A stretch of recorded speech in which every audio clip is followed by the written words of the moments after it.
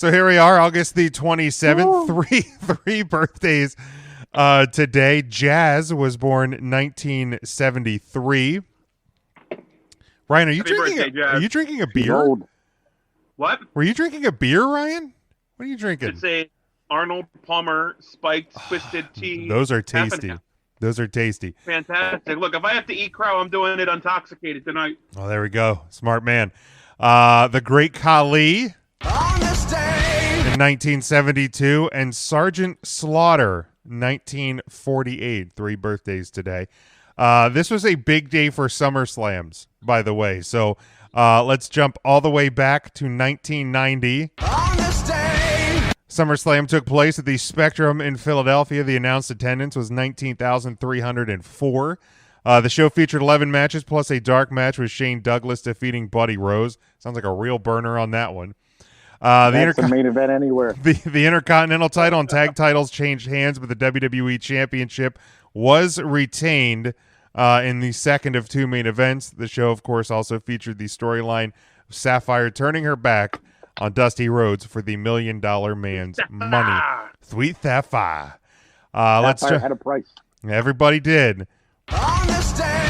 1994, a pivotal moment in the history of wrestling as Eastern Championship Wrestling became Extreme Championship Wrestling during a show at the ECW Arena in South Philadelphia. The show is based around a tournament to determine a new NWA World Champion, as ECW was a NWA member at the time. Current ECW heavyweight champion Shane Douglas won the tournament, but of course threw down the NWA belt, proclaimed himself as the ECW World Heavyweight Champion. The name change from Eastern to Extreme took place and would be announced several days later on ECW TV. The NWA, represented by the late Dennis Coralluzzo, was left confused. ECW had legitimately swerved the NWA with the whole angle, to the point that Coralluzzo even taped an interview for ECW television afterwards, not realizing he was playing into their hands. ECW separated from the NWA and began the era of Extreme. And then in 1995, WWE SummerSlam took place at the Civic Arena in Pittsburgh, announced attendance of 18,062. The show featured 9 matches. Bertha Faye defeated then WWE Women's Champion Alundra Blaze for the only title change on the show. The show's best match, of course, Shawn Michaels defeating Razor Ramon in a ladder match for the Intercontinental title. The main event was WWE Champion defeating King Mabel to retain his title in under 10 minutes. SummerSlam 2000 took place in the Raleigh Entertainment and Sports Arena, announced attendance of 17,002. Show featured 10 matches. China became... Oh, wait. Do I have it? I got to find it. China. Became the Intercontinental Champion after intergender tag match for the title when China pinned Trish Stratus. The WWE's first TLC match took place with Edge and Christian defeating the Dudleys and Hardy Boys for the tag titles, and the main event of the show featured The Rock defeating Triple H and Kurt Angle to retain the WWE Championship. And then finally, in 2014, the El Rey Network officially announced the launch of Lucha Underground. So all those events. How's that show doing? Oh, not great. Not. Coronavirus. It's on right after Wrestling Society X. Oh, so they got picked up by MTV? There you go. MTV got it, yeah. All those events happened on this day, August the 27th. All right, so obviously we were on the air Sunday. We previewed SummerSlam, but we didn't really talk about NXT TakeOver because Ryan had been away, and we wanted to give him the opportunity because I believe it was a week ago on this show that Ryan declared how horrible it was that Pat McAfee was going to be in a match and all of this. So Ryan, I think, actually pre-taped portion of what he's about to say. So I think I have that here. I'm stupid. You're smart. I was wrong. You were right. You're the best. I'm the worst. You're very good looking. I'm not attractive. All right. as long as you're willing to admit that. So, Ryan. Some of that was true. Some of that was true. I assume by now you've had a chance to absorb NXT TakeOver and the, match of the year, if you will. We'll start with you, Ryan. Your thoughts on Pat McAfee versus Adam Cole. Bay. I can't get over how great Adam Cole did putting Pat McAfee over in that match and making Pat McAfee look like $1 million. Adam Cole, baby, earned every cent that he got paid that night, making that chump, Pat McAfee, look good in what he did. I'm sorry, it was a much better match than I said it would be. It did not lower my grade for NXT TakeOver. In fact, it raised it up. And later on tonight, when we talk about our top 5 superstars, and Adam Cole is very high on that list, moments like we saw this past Saturday are the reason why. So you're just not gonna give Pat much credit? I will say this. They did not, meaning the WWE, do Pat McAfee a ton of favors by putting like the really athletic leap to the top ropes in the preview package for Pat McAfee when he then pulls it out in the ring during the match. Had I not seen that moment, I'd have been like, wow, that was really cool. But we just saw that moment 15 minutes earlier in the preview package hyping up Pat McAfee. So I think they could have done without things like that. Showed him that he was training, that's fine, but don't show like that really cool athletic spot and then have him do that spot in the ring. They didn't do him any help doing that, in my opinion. He did fine. He did a really good job. I'm not going to shit you guys. Okay. Pat McAfee, I thought it was a great match. I love that he kicked the steps. It weakened his big arsenal piece, meaning the punt kick. Yeah, it was a fantastic match. Both Pat McAfee and Adam Cole did a fantastic job. Adam Cole a little bit better. Okay, I mean, sure. I mean, Adam Cole, and I said leading up to it that the reason why, not the reason why, but one of the reasons why that match was going to work was because of how good Adam Cole is. So, like, and he's a guy that can be afforded, because I think everybody was mad that he wasn't going to have a title shot on TakeOver and all of that. I was even I wasn't necessarily one of those people, but I was skeptical. So even I will admit to a degree that I was wrong to be as skeptical as I was. I wasn't quite in the Ryan camp, but I was a little nervous. I was like, okay, you're Adam Cole, I believe, at least in terms of him getting an eventual call up to Raw or SmackDown. I don't know how many takeovers Adam Cole has left. So to put him in this match, I was a little nervous. I was wrong. This match was fantastic. This match is on my list of matches for top 5 at the end of the year. You're a real son of a bitch. Will it make the top 5? I don't know. You're unreal. But it is on the list because it far exceeded expectations. It absolutely, was it the greatest match ever? No, I'm not going to pretend it was. I'm not going to say that it's 7 stars in Japan, Dave Meltzer, or anything like that. But because of where I was going into it and the level of like excitement and the fact that it was the best match on the night, that's something that earns a spot to at least be in consideration for top 5. Tim, any other thoughts on Cole and Mr. McAfee?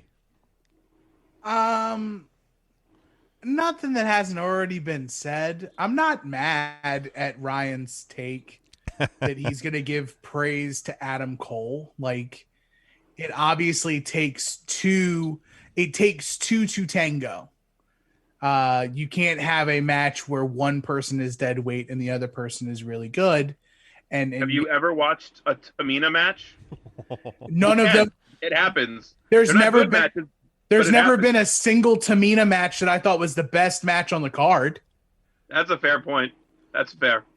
Yeah, at least Pat McAfee can do two things really well instead of Tamina's super kick. Like, that's about it. But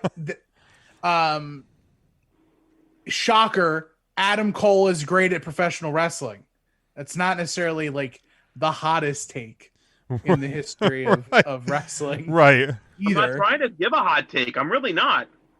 By the way, Adam Cole so I know I'm going to jump ahead on news a little bit, but John Moxley, number 1 in the PWF 500, Adam Cole, number 2.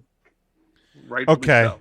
Okay. Well, we'll talk about that. That is one thing I want to discuss, the top 10. But yeah, let's continue. Mark, any other thoughts on Cole or McAfee? I'll tell you what, I was really not looking forward to that match, but I was pleasantly surprised.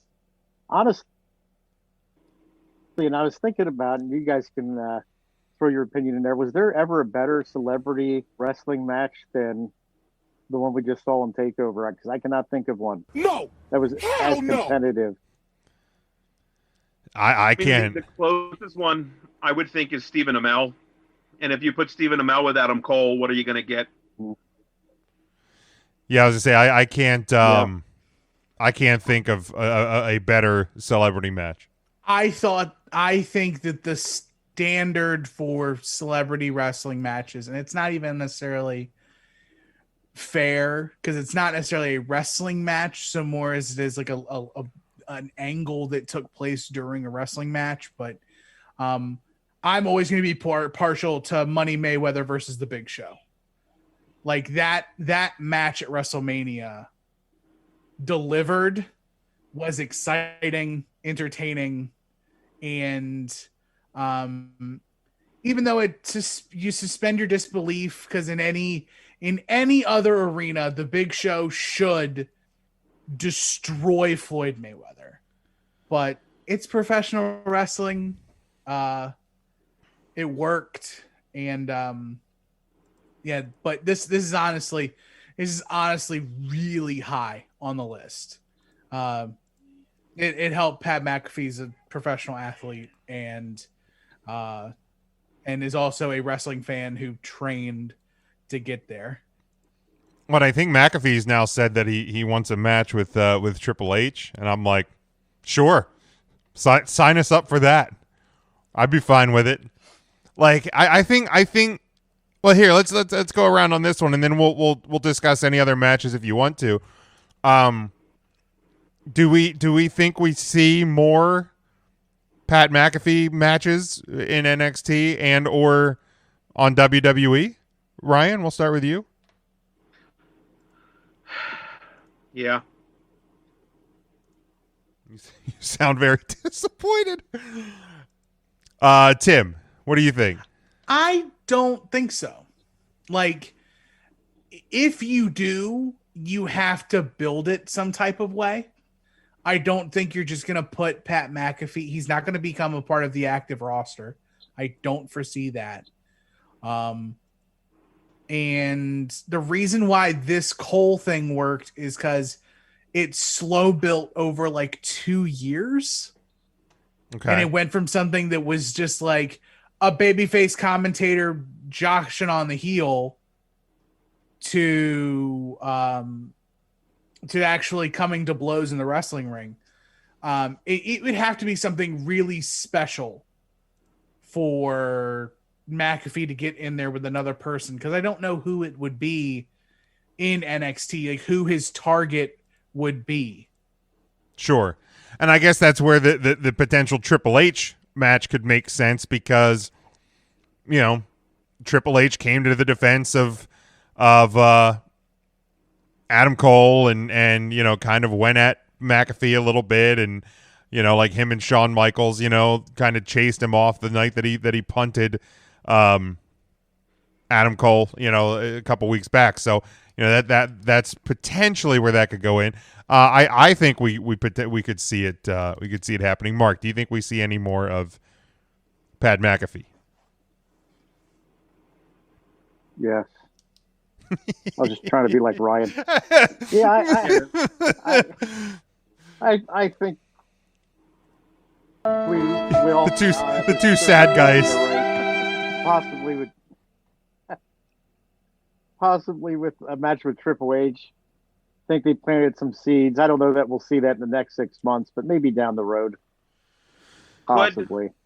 I wouldn't be mad at it. Could you see an NXT star be like, "Hey kid, you gave it a good shot. If you ever feel like trying again, here's my number." And that's just how it kind of starts again, like a Johnny Wrestling or something. I don't know. He wouldn't call Pat McAfee kid, but something like that to try again. Possibly, you know.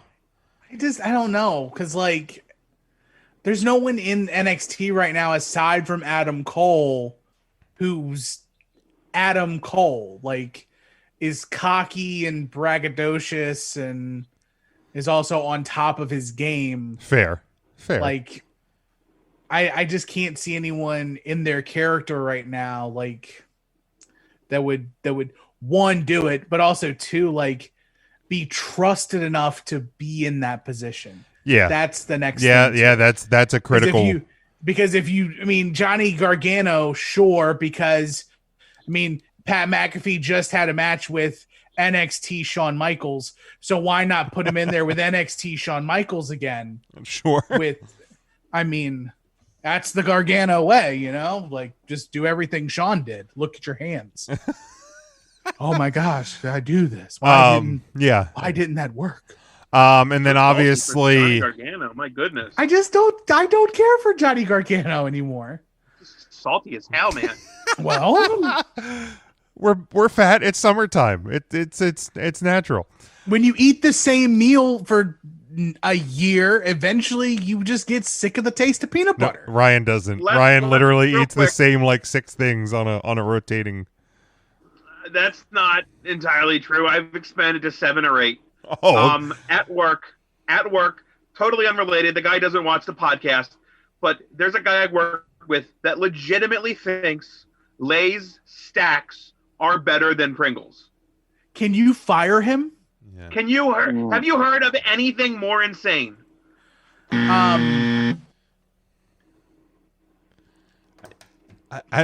Same question. Can you fire him? Big guy's speechless at a food question. It's unreal. Wrong, sir. Wrong. Yeah. Holy Jesus. What is that? Who hired that guy? What the fuck is that? How do you even get a job? He was there, but he was there when I showed up. Oh, he was incumbent. Oh. Yeah. What the hell is even that? That's what I said. Yeah, that's no. That's no. Hey, let's ask the audience. What's the worst food take? What's the worst food take you've ever had? Like a friend say, like they swear by this. Like this is the best thing ever. Hosses is okay. Yeah, okay. Hosses is fine, but Hosses should never be considered great at greatest. Things. Yeah. The greatest in its It's thing. not the great like it's like Friendlies. Like I enjoy going to Friendlies, but I know what I'm getting. It's not great, but I've never had a bad experience at Friendlies. You get the super melt, I assume? Generally speaking, yes. With the chicky tenders and the barbecue sauce? Yeah, most times. If I stray off of that one, it's usually for chicken tenders. Like right, it's chicken tenders, fries, and coleslaw. You can't yeah, muff that like up. I'm not, like if Friendlies came out with sushi, I'm not gonna try it. Like, like and I'm a person, and Ryan, like I will try new foods. Me, like you go to Friendlies, there's a status quo there. Like and I will stick with it. But obviously with NXT as well. You had the injury to Karrion Kross last night, forfeiting the title. What a shame! You're not really a fan, right? What a shame, man. To a nicer guy, it couldn't happen. Oh wow, Tim! You're acting like he hit somebody. Get the hell out of here! I just don't like Karrion Kross. He's bland. You take Scarlett away, what is he? Shamrock? Lamb. Ken Shamrock with tattoos? and no energy and no hair. Isn't that what he's supposed to be though? Like him turning over the belt was probably one of the best relinquishing of the belts I've ever seen. Big thing, got to the pinnacle, lays it down, she flips the thing, tick-tock. I thought it was great. It's exactly what he is. Right. Like I get that, but I don't like that. I don't like him. I don't care for him. Fine. Okay. Maybe if he was a punter for a goddamn NFL team, you'd like him a little more. Maybe. Oh, I bet. that pisses me off. That pisses me right off. I didn't think Killer Cross was any good. I don't like Karrion Kross. Here's the deal. I actually think that in the long run for both him and for NXT, this is a great thing. Like, because he had the, you know, the quick ascent. They actually flipped the switch and gave him the title, which at times companies do not do.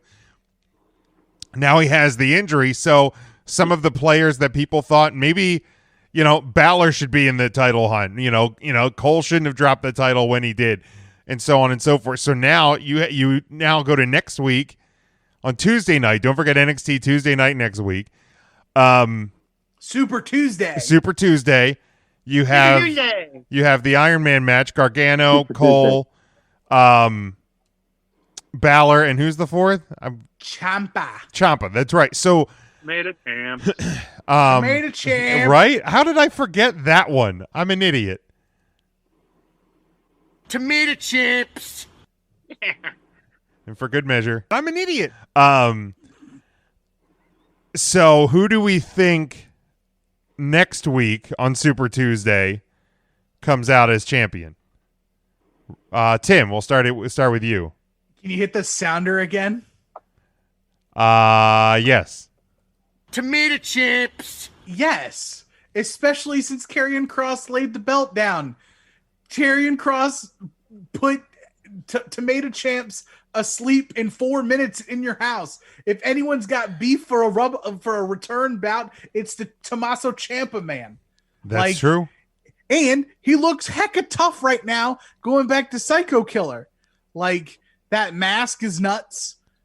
Like, we've seen it. Like, we've seen the mask a million times, and yet it still's like, oh, where'd that come from?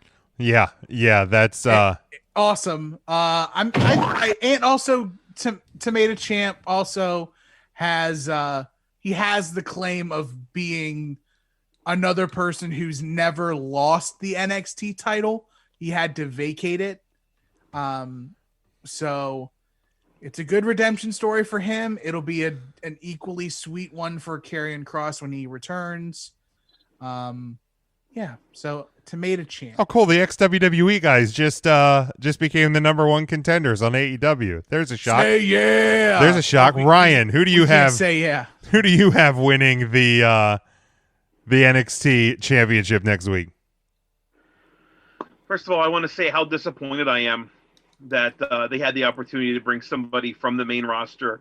And I guess maybe they still could have like somebody surprise show up, but I was waiting to hear like Kevin Owens as part of this tournament, which I thought would have been really cool. The way Regal was presenting it. Yes. Yeah, I kind of had that thought a little bit too. Oop, we got a delivery in the screen. I'm gonna eat, goddammit. Is it pizza? False alarm. Womp womp. It was early. Hate to see it. I put an order in. It's nothing extravagant this week, boys. You could have had Aleister Black. I guess other people are wrapped up in a feud right now. So I don't know. I'm gonna have Adam Cole. I think if they're not gonna pull him up to the main roster, might as well be the standard bearer and be the champion in your promotion. How about you, Mark? Well, I'd like to see Balor take it, but I think it's going to be Tomato Champ. I think we're going to see the Tomato chips. turn to the Tomato Champ. You know, when he had his heel run, I thought he was one of the best heels in WWE. And then he kind of turned that fan favorite, and he lost some of his edge, I think. So it's nice to see him back as that heel. Yeah, I think it's going to be either Cole or Tomato chips. But the guy I would love to see win it is Balor. I feel like he and since going back down, I just feel like there was so much hype when he showed up on NXT and he was back in NXT, and since then it's just been kind of like, he's there. I'm just afraid that if we get Finn Balor as NXT World Champion and then Karrion Kross comes for Finn Balor, that we're going to go back to the Demon for some reason. Like, and I don't want the Demon to mix with the Prince. Well, if you can believe what you read on the internet, he doesn't want to he doesn't want to be the Demon anytime in the foreseeable future, and the WWE does not want to use the Demon in anytime in the foreseeable future. For what it's worth, again, I read that on the internet, so you got to take it with a grain of salt. Makes sense. There's no fans. Right. So from now till, let's plan at least until SummerSlam 2021. Fingers crossed, Royal Rumble. Grapplemania. Let's hope for the Royal Rumble. But more likely probably looking at like springtime, WrestleMania time. At the earliest, my guess would be like, and again, Royal Rumble, that's going to be the saddest Royal Rumble, because by that point, the morons in the Thunderdome are going to get that portion of the dome gone. That's going to be gone. I'm willing. I think we're going to be lucky to have fans in the Thunderdome by the end of September, the way things are going. Man, I wish people came through my door and gave me Is that food. Papa Son of a McCorn? bitch. I'm gonna eat, goddammit. What are we getting over there? Tim's getting all excited. He's rolling around on the chair. Side. What is happening? What is happening in Casa de Tim? Guys, if you're not watching our video, you got to check us Yeah, out. If you you're really- listening to the podcast feed. You really need to check out the video if you're not. There's just a floating hand just continually handing food and items to Tim. And now Tim's handing. Are there champagne flutes? So that person, that's Arnold. It's the disembodied arm. Okay. We good? Arnold. We good? We good? Thank you, Arnold. Arnold. Armold. ARMOLD. Arnold. Like, hey, Arnold. Arnold Schwarzenegger. Arnold. All right, let's go around the room. Let's grade. What are you talking about, Will? Let's grade NXT Takeover number 30. I'm going to give this an A. There was a few matches that weren't perfect, but with the Cole and McAfee match being what it was, I'll give it an A. I thought it was a really fun show. Tim, we'll go to you. Guy got a mouthful. We're doing grades. You were doing grades. For NXT, A+. Of course, absolutely. I didn't doubt anything else from you. No. So honestly, it's like a B+. NXT gave us the traditional, boring NXT World Championship match that we've come to know and tolerate from NXT. We went back into the Wayback Machine, and you gave us like Finn Balor versus Samoa Joe. Ugh, not good. The women's title match I didn't think was all that impressive either. More mixed reviews on that than the world title match though. But yeah, solid B+. Ryan, how about you? Yeah, I'm gonna keep it in the B range. I'm gonna go B-, pretty much for the reasons Tim had said, which is again higher than I thought I was going to give this with the Adam Cole and the Pat McAfee match. So, I don't know. The latter match was what I thought it was going to be. Again, didn't love that they didn't remove Velveteen Dream. That's another conversation for another time. But thank God he did not win. Right. I enjoyed the NXT Championship match. It's what I've come to expect from NXT, and I'm a fan. So if they keep banging out main event matches like that, I'm okay. Plus, the pre-show match set up Fandango and Tyler Breeze to finally get some gold in NXT. So all for that. Great job, Breezango. Love seeing that as the new tag team champion. I don't know if we were going to talk about NXT, but I wanted to squeeze that in there. Great for those guys. B-, but just a B-. Just not even like not an 80%. I'm talking like that 83% B-. So just on the lower side of the flat B. I like it. You know what? I'm gonna give it a B because Adam Cole and Pat McAfee surprised me. I'm gonna give it a B. Kobe. Intern Mark, your grade for TakeOver. Well, my mind is saying B plus, but my heart is saying A, and I think the lack of the crowd being there is. I always love the NXT crowds because they're so into the takeovers, but I thought it was a very good, solid show. I'm going to go with an A. Very good. So Mark and I are on the A land. RSGP says, "Wait, I'm late to the feed. Matt isn't here, but the Fiend won." Matt, he asked for a night off. HR approved a night off because he's moving this weekend. So, it has nothing to do with the Fiend. Devin gave the show an A. Nikki gave the show a B.